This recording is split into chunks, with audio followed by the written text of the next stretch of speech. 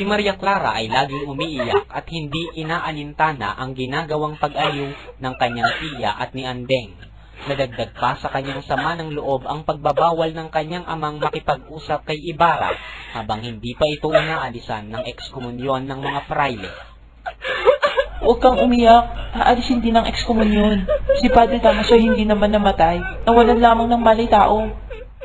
Tumigil ka nga naman, gagawa ko ng paraan upang magkausap kayo.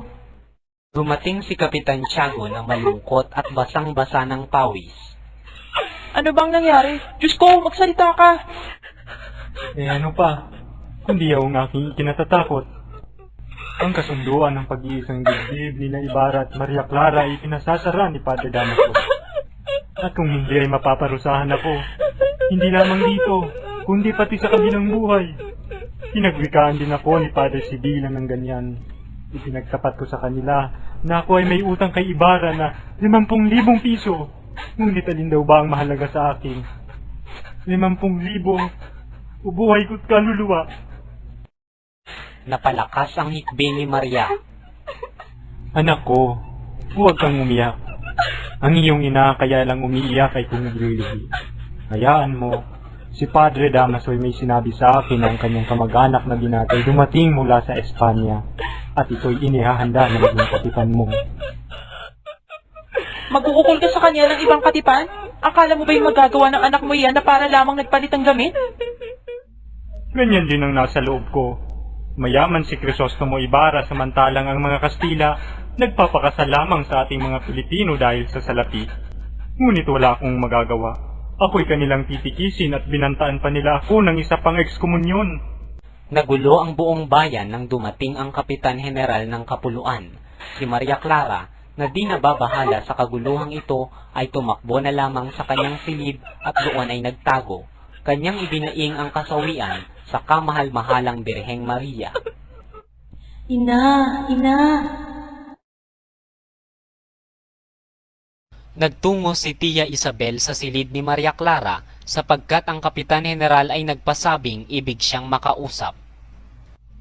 Ipakisabi na lang po ninyong ako'y may sakit. Marahil ay patutugtugin ako ng piano at paaawitin pa. Nakapangako ng iyong ama. Ibig mo ba siyang mapahiya? Dahan-dahang tumayo si Maria Clara at nagsimula ng mag-ayos.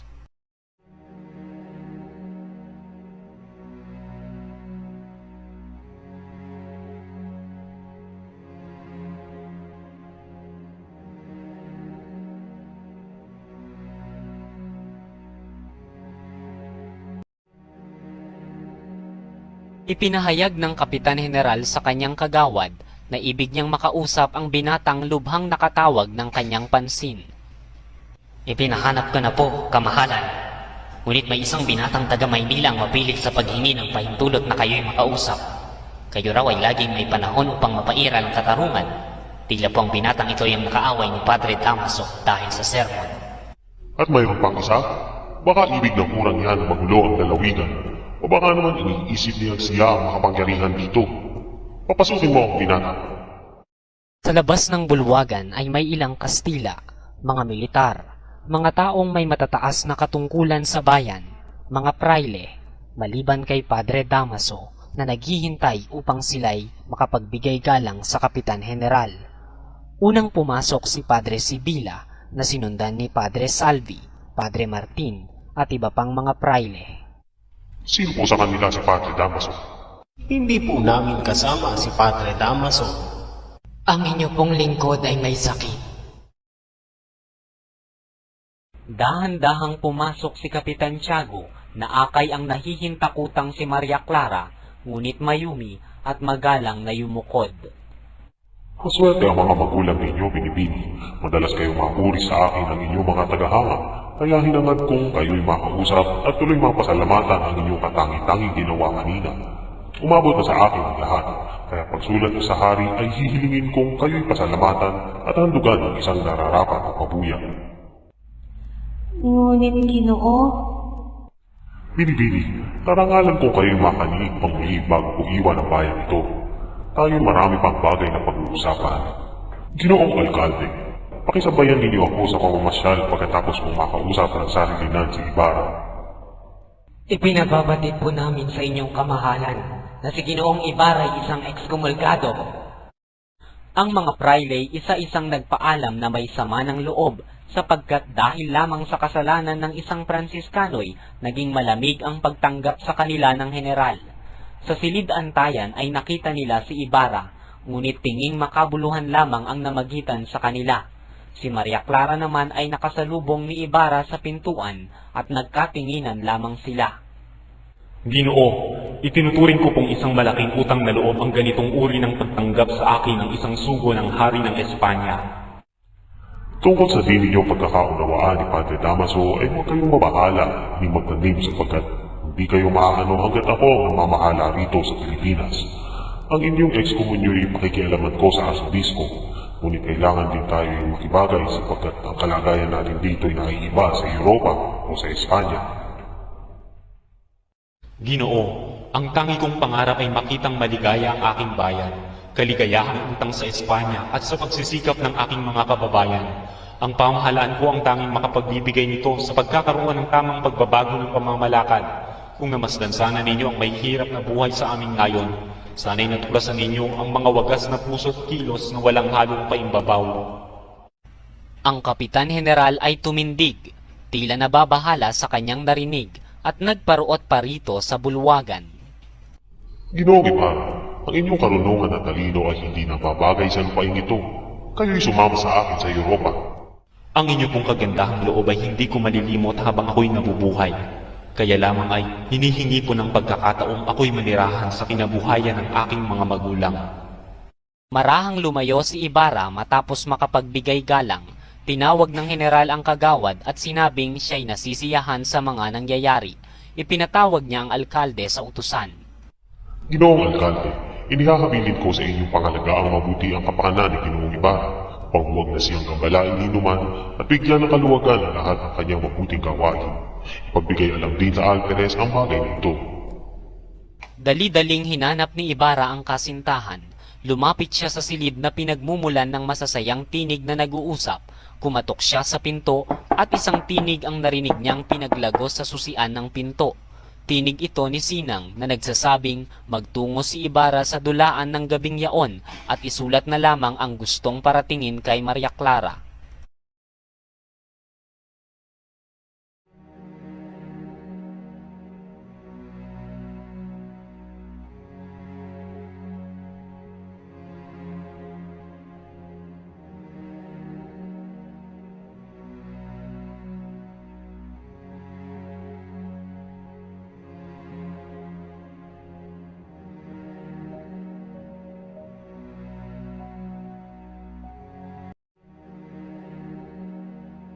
Kinagabihan ay inilabas sa simbahan ang maringal na prosesyon sa saliw ng nakatutulig na paputok at umaalingaw-ngaw na dupikal ng mga kampana.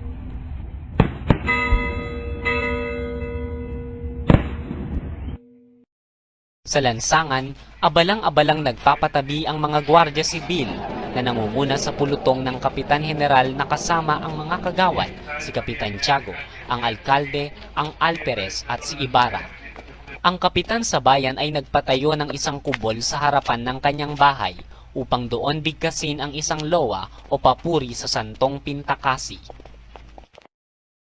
Ang maringal na prosesyon ay pinangungunahan ng seryales na pilak na dala ng tatlong sakristang may guwantes, ng mga batang nag-aaral na kasama ng kanilang guro, at pagkatapos ay ang iba pang mga batang may dalang parol na nakasabit sa dulo ng kawayan.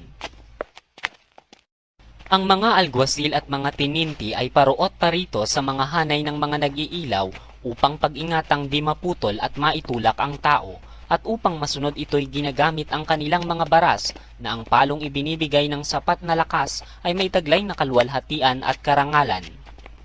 Ginoong Alkalde, ang pamamalo po bang iyon ay parusa sa mga may kasalanan o ginagawa lamang sa hangad na makapamalo? Makatwiran ang inyong tanong. Ang inuugaling ay makahayop at magiging punahin ng mga taga-ibang lupain. Kailangang ipagbawal. Nang ang lahat ng mga santo at santay nagkatipon-tipon na sa harap ng kubol upang handugan ng papuri, isang batang lalaking nagagayakan ng pamigkis, sakbat, may pakpak, nakabota at may sombrerong napapalamutian ang kaagad lumitaw sa harap ng madla. Ang batay bumigkas ng tula sa mga wikang Latin, Tagalog at Kastila. Pagkatapos ng tula ng bata ay ipinagpatuloy ang prosesyon. Nang matapat ito sa bahay ni Kapitan Tiago, ay isang magandang tinig ang narinig nilang umawit ng isang malungkot na Ave Maria ni Guno sa saliw ng piano. Kasalukuyang nag-iisip ng malalim si Ibarra nang mapansin ng Kapitan General. Hinihintay kong magkasalo tayo sa pagkain at tuwing pag-uusapan natin ang tungkol sa mga batang nawawala.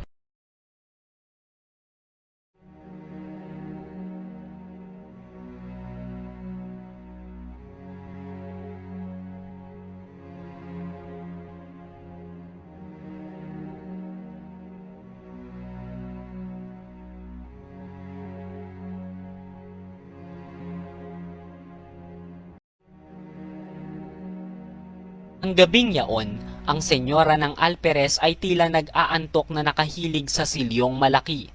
Ni hindi idinungaw ang malaki niyang mukha sa nagdaang prosesyon. Nakita sana ang namimintog na ugat sa kanyang noo, ang maitim at kulay talong niyang labi na laging may nakasupalpal na tabako at kanyang maiinggiting paningin. Ang kagayakan niya ay napakapangit. Ang tanging palamuti ay isang panyong nakatali sa ulo. Ang baroy pranelang bughaw na pang-ibabaw at isang sayang kumupas na naglalarawan sa mga yayat at pipinghita na ikinukuyakoy madalas. Nang umagang yaon, ang paraluman ng Guardia Sibil ay hindi nakapagsimba dahil sa hindi pinayagan ng kanyang asawa. Ikinahihiya nito ang katawa-tawa niyang pananamit, bukod pa sa amoy nitong tulad ng kasuyo ng Guardia Sibil. Ang di pagpayag ng Alperes ay sinamahan pa ng ilang tungayaw, kaya nag-iisip ng malalim ang senyora kung papaano siya makapaghihiganti. Nang matapos ang prosesyon, napakinggan ng mga Guardia Sibil at Doña Consolacion ang malungkot na kundimang nagmumula sa mga labi ni Sisa. Ang awiting iyon ay tila nakapukaw sa katauhan ng nayayamot na si Doña Consolacion at iniutos kaagad sa Guardia Sibil na paakyatin sa bahay si Sisa. Vamos, magkantar, ikaw! Hindi maunawaan ni Sisa ang utos ng Donya na ikinatuwa naman nito. Upang ipabatid na hindi marunong ng Tagalog ay sinadya niya ang pagsasalita ng mali upang sa gayon ay masabing siya ay mula sa Europa. Dahil sa ugaling ito kaya siya madalas na masaktan ng Alperes na nahihirapan sa pagtutumpak ng kanyang pananalita. Tinawag ng senyora ang bantay at inutusang sabihin kay Sisa sa wikang Tagalog na umawit sapagkat hindi ito makaunawa ng Kastila. Naunawaan naman agad ni Sisa ang iniutos ng bantay kaya inawit niya ang Kundiman ng Gabi. Ang awit ay tumalab sa puso't damdamin ng senyora kaya nabigla ito't lumabas ang tunay na kaalaman niya sa Tagalog. Itigil mo! At huwag ka na kumanta! Ako'y nalulungkot! Tumigil sa pag-awit si Sisa. Ang bantay ay pamaang na napatingin sa senyora dahil sa marunong pala ito ng Tagalog. Napahiya si Doña Consolacion kaya pinaalis ang bantay at ipininid ang pinto. Matapos mailapat ang pinto ay hinarap si Sisa at nag-utos sa wikang Kastila. Baila! Baila! Hindi tuminag si Sisa kaya't muling inulit ng senyora ang utos na sinabayan ng pag-indak at paglundag. Napangiti si Sisa. Ang senyora ay tila nakahalata at tumigil. Kinuha ang latigo at sa pamamagitan ng palo sa paay pinasayaw ang baliw. Nag-init ang alpereza kaya dinalasan ang pamamalo hanggang sa nabuwal si Sisa na dumaraing at hinahaplos ang tama ng latigo. Ang Donya ay tuwang-tuwa sa kanyang pagmamalupit kaya hindi niya namalayan ang pagdating ng asawa. Ano nangyari sa'yo? Bakit hindi ka man lang nagmagandang gabi? Hindi sumagot ang Alperes at sa halip ay tinawag ang bantay. Inutusan itong dalhin ang baliw kay Marta upang mabihisan at magamot. Ipinagbiling ding bigyan ng maraming pagkain at mainam na higaan at binalaan ang bantay na huwag lapastanganin ito sapagkat kinabukas ay dadalhin si Sisa kay Ginoong Ibarra.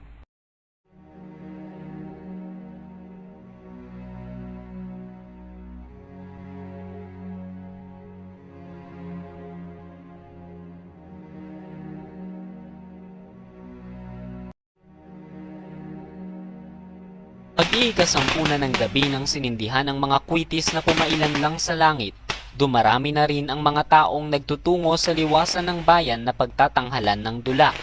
Si Don Filipo ang nangangasiwa sa palabas. Kausap niya noon si Pilosopo Tasio. Wala po akong magagawa.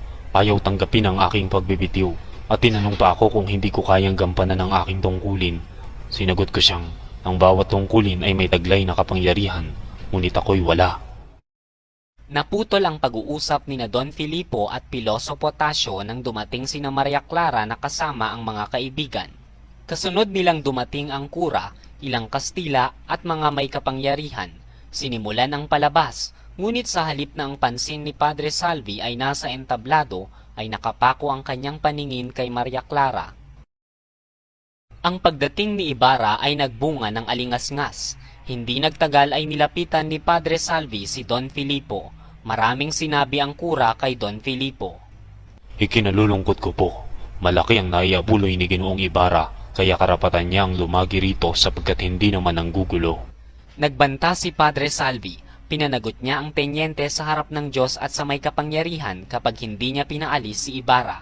Sumagot ang tenyente na handa niyang panagutan ang lahat at idinugtong pa na wala siyang ikinatatakot sapagkat nakita niya si Ginoong Ibarra na maghapong kausap ng Kapitan General at ng Alkalde ng lalawigan.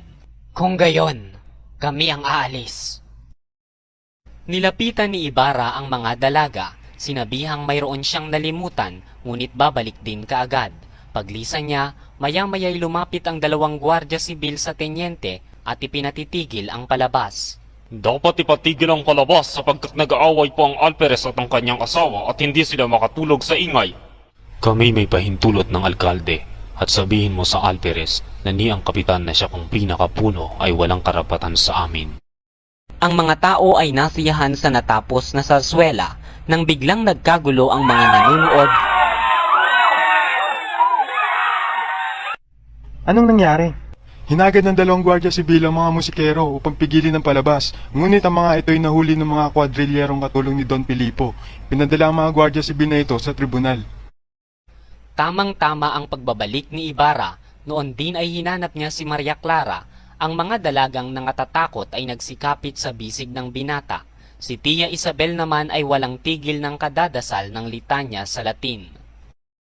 Nang malaman ng mga tao ang nangyari ay pinaulanan ng bato ang mga gwardya sibil na inihahatid ng kwadrilyero sa tribunal. Isang pulutong ng lalaking nagkakatipon sa liwasan ng bayan ang patakbong nilapitan ni Don Filipo.